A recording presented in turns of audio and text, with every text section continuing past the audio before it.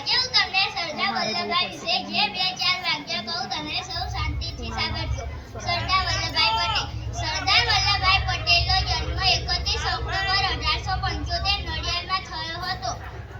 પિતાનું નામ જવાહરભાઈ અને માતાનું નામ લાડવા હતું. તેમને 107 ધોરણનું શિક્ષણ કરસદમાં લીધું હતું. આગળનો અભ્યાસ કરવા માટે તેઓ પેટલાદ ગયા. પેટલાદમાં મેટ્રિક પાસ થયા. આગળ અભ્યાસ કરીને તેઓ વકીલ બન્યા. ગોધરા મુકામે તેમને વકીલાત શરૂ કરી.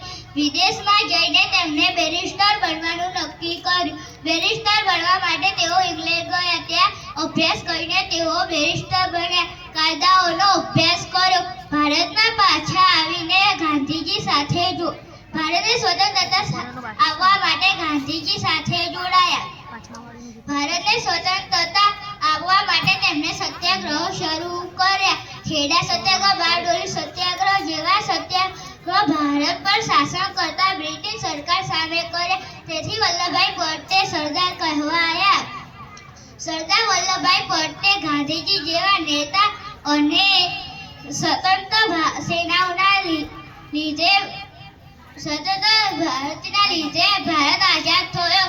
સરદાર વલ્લભભાઈ પટેલ સ્વતંત્ર ભારતના પ્રથમ નાયબ વડાપ્રધાન બન્યા. સરદાર વલ્લભભાઈ પટેલે અનેક રજવાડોને સમજાવીને અખંડ ભારત બનાવ્યું. આવા સરદાર વલ્લભભાઈ પટેલના આજે પણ ગુજરાતમાં કેવડિયા કોલોનીમાં 182 મીટર ઊંચી પ્રતિમા છે, જે સ્ટેચ્યુ ઓફ યુનિટી તરીકેના નામથી ઓળખવામાં આવે છે.